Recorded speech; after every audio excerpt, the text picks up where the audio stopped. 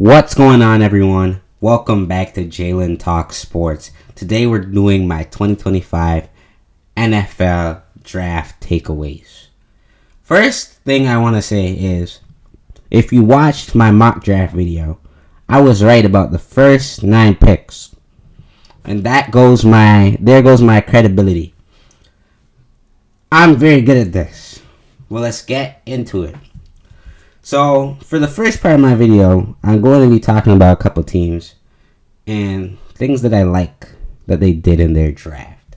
And then I'm going to talk about a very special person that I know you guys wanted to hear me talk about. That being Shedeur Sanders. The first team I'm going to talk about is the Chicago Bears. And what I wrote down for the Bears is no more excuses. As you can see, I put down some of their additions to the draft, those being Colston Loveland, Luther Burden, and Ozzie Trapillo. And why I say no excuses is they have such a well-built team that if they don't figure this out, if they don't make the playoffs, if they have no form of success this season, there's a serious problem. And when you don't succeed, I don't want to hear the excuses. Unless Caleb Williams gets hurt and the whole entire offense gets hurt, I do not want to hear a peep out of Bears fans. You have zero excuses for not succeeding this season. I give their draft a B+. My next team I want to talk about, the Chiefs. I also gave them a B+. I don't really care to talk about Omar Norman Lott or Jalen Royals. I'm here to talk about Josh Simmons. Josh Simmons is arguably the best tackle in this NFL draft that we just watched, outside of Will Campbell. And they got him all the way at pick 31. When he dominates your defensive lineman, I want to hear nothing. Every single year, all these NFL rosters let these great players fall into the laps of the Kansas City Chiefs. They're not doing anything impressive. They're just taking players who fit their roster. Last year, you let them take, what's his name? His name slipped my mind. The fast guy, Xavier Worthy. You let them take Xavier Worthy. This year, you let them get Josh Simmons. I don't want to hear it. I don't want to hear it. You keep letting them succeed. And guess what? If he didn't go to the Chiefs, guess what? He'd go to the Eagles. Because the Eagles just do this too. They just take the best player that you didn't take. So when they start beating your team, I don't want to hear it. I don't want to hear it. Shout out to the Chiefs. And Royals, that's a great pick for when they got him. He's going to fit that team to a T. Perfect pick. Tennessee Titans. I named a lot of guys. And one of these guys didn't even get drafted. When you draft a quarterback first overall, it means your team sucks. It means you have problems. And it's very vital and important for you to find pieces to make sure your quarterback is standing upright and winning games and making sure you're not the number 1 pick again next year. And I think they did a pretty good job at doing that. I wish they addressed the offensive line a little bit more, but I think they tried to focus on that in the free agency period, and they said, let's just get him weapons in the draft. So that's why, I talk about Gunnar Helm, Elick Ayo-Minor, Khalil Mullings, and Xavier Restrepo. And I want to talk specifically about Restrepo and Ayo-Minor. Restrepo is Cam Ward's guy from Miami. And from what I heard was Cam Ward was calling the Titans and saying, pick Restrepo from round 4. Why they didn't take him? I don't know. But the fact that they still got him is great. We've been seeing this college to NFL pipeline work really well, where you give a college quarterback their best receiver or one of their best receivers from college, and it translates to success in the NFL due to the chemistry and continuity that comes with that. And then A.O. Maynard. I was pretty high on A.O. Maynard. Yes, he has some faults. I like him because he's Canadian and I'm Canadian. But he has really good size, decent hands. Cooked Travis Hunter one time. And he has pretty high upside. Guys that Cam Ward could grow with and develop with is key to his development. And key to his future and Tennessee's future. You know, he has Calvin Ridley already. You throw these other guys out there because I don't think they really care for Treylon Burks anymore. And we'll see what they come up with. Shout out Femi Oladejola. He's a really good player. Cowboys. I wanted to talk about the Cowboys because the draft was kind of polarizing for the first couple rounds. Especially their first pick. Most people weren't a fan of it. And I could understand why. Because it was kind of a reach. But Tyler Booker is a damn good football player. He's a really good player. And the problem with it is how early they took him. They probably could have traded back, accumulated more assets, and still got Tyler Booker. They didn't really need to do it at 12. And that's the whole problem with the pick, and that's the whole reason why the Cowboys fans are mad. Because why are you taking a guy that early? Well, Tyler Booker is a damn good player, and he's going to help that team. He's going to protect Dak with his life. And Cowboys fans should be happy that you have him. You saw his enthusiasm as he ran down the hallway. He's happy. He's excited to be a Cowboy. And that's the type of player you want on your team. Now that Zach Martin's gone, you replace him with a guy like Tyler Booker who has super high potential. And he's shown that he can be a great player from the college level where he didn't even allow a sack this past season. Donovan Ezaraku. I can say it now. Ezaraku, great edge prospect. I thought he was supposed to go in the first round. And he didn't. And you guys snagged him. Shout out to the Cowboys on that. And then Siobhan Revel. I believe he's one of the corners who had an injury, and that was why they fell in the draft. But he was a projected first-round pick prior to that.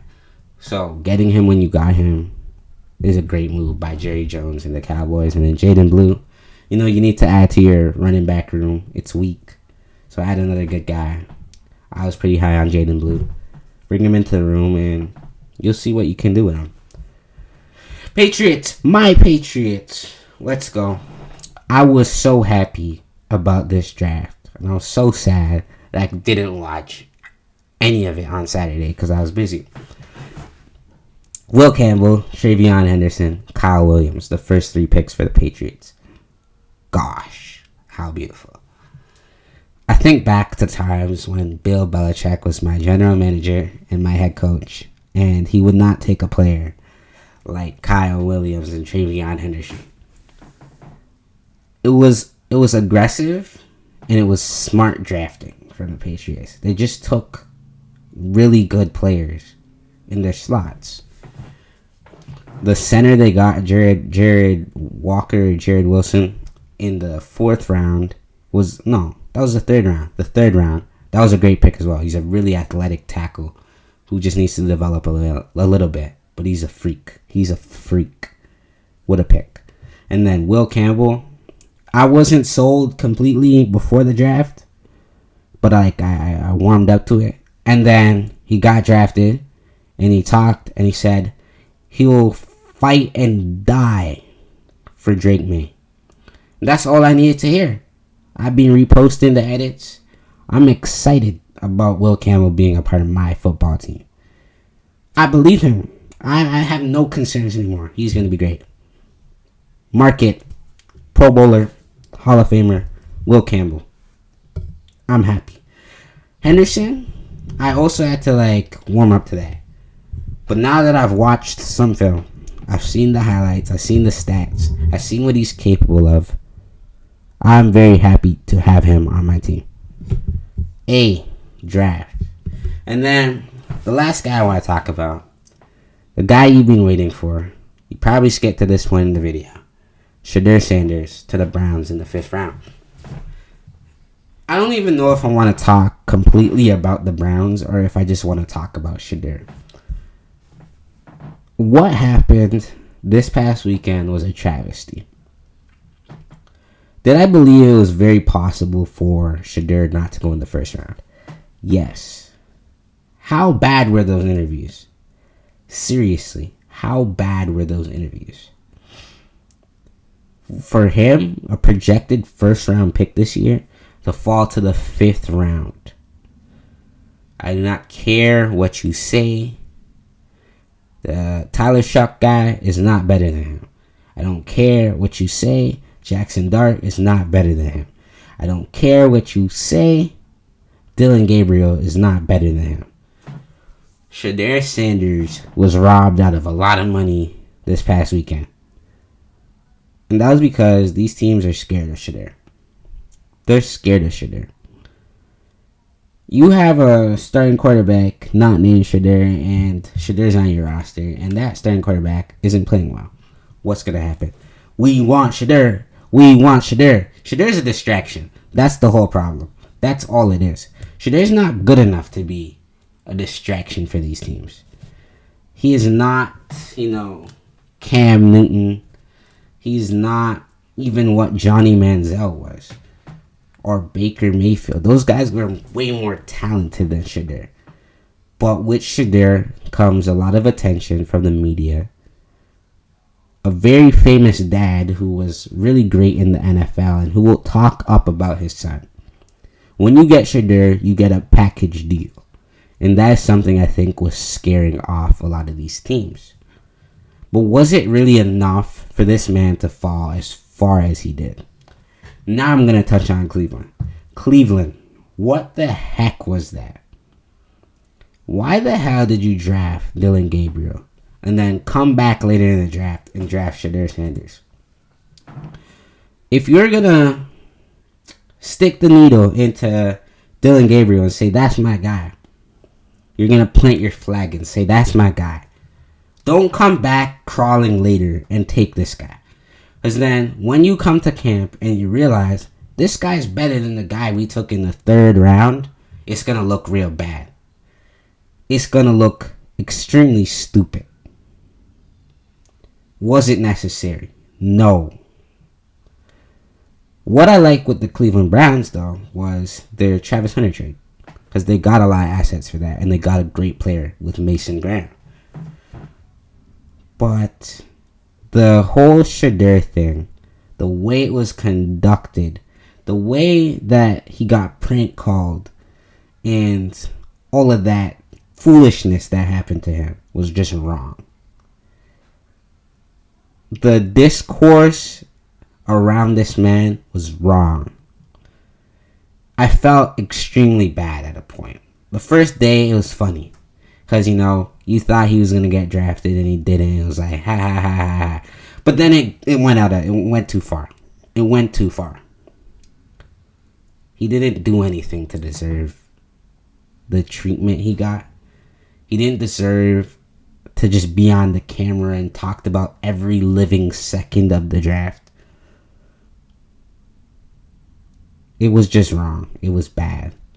And now I have high hopes for his career.